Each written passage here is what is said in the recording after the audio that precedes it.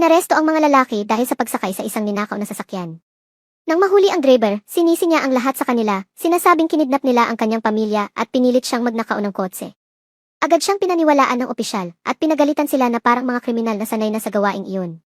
Walang ideya ang mga bata kung ano ang nangyayari at tanging pagtango na lang sa pagkalito ang kanilang magawa. Sa kabutihang palad, pagsapit ng umaga, nakialam ang embahada ng Korea at siniguro ang kanilang paglaya. Pabalik sa hotel, pinuri nila ang kanilang kwarto, iniisip na may tanawin ng karagatan, hanggang sa biglang binuksan ni Dojen ang mga kortina at nakita nila ang isang malaking pader na gawa sa semento. Ang pinakamurang kwarto sa gusali. Nalin ay pinatalsik at ipinadala sa mas magandang lugar. Hindi nagtagal, nagmadali silang pumunta sa dalampasigan, puting buhangin, asul na alon na walang katapusang naglalatag. Suot pa rin ni Bok ang kanyang kasuotan ng monghe, na nagiging sanhi ng likas na pagyuko ng mga turista sa pagdaan niya. Nang pilitin na siya ng mga lalaki na tanggalin ito, ipinakita niya ang isang malaking tatoo ng Buddha sa kanyang likod. Nakalimbag ng malaki sa kanyang t-shirt. Hindi huminto ang kabaliwan. Nagtalsikan sila ng tubig, sumigaw, at naglaro na parang mga bata ulit, hanggang sa hindi sinasadyang mabasa ni Bok ang isang may buhok na dayuhan sa halip na sinalin. Nakatitig sa kanya ang lalaki sa pagkamanghang katahimikan. Agad na yumuko si Bok bilang paghingi ng paumanhin. Mamaya, huminto sila sa isang maliit na bar sa dalampasigan.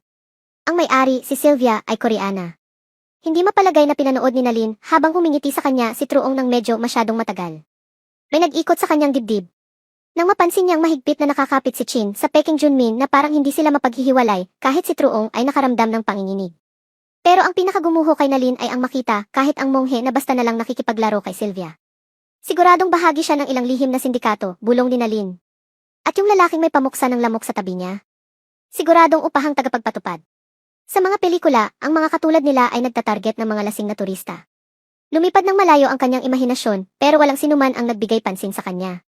Nang gabing iyon, inimbita sila ni Sylvia sa kanyang club. Tumalim ang ekspresyon ni Nalin sa inis.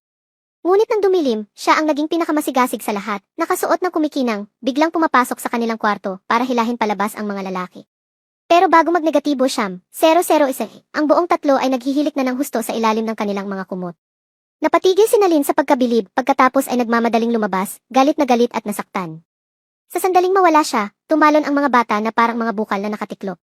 Sinaut nila ang kanilang pinakamagagarang damit, inubos ang kalahati ng bote ng kolog, at tumakbo sa gabi na may ilaw ng neon. Kailangan nilang iwanan ang Peking Junmin sa sandaling pumasok sila sa club. Sa loob, sumabog ang mundo, umiikot ang mga ilaw tulad ng mga kalawakan, bumabagsak ang musika tulad ng kulog. Parang walang bigat ang mga bata. Itinaas ni Chin ang kanyang telepono, nakangiti habang nag-selfie at ipinupost ito sa lahat ng dako.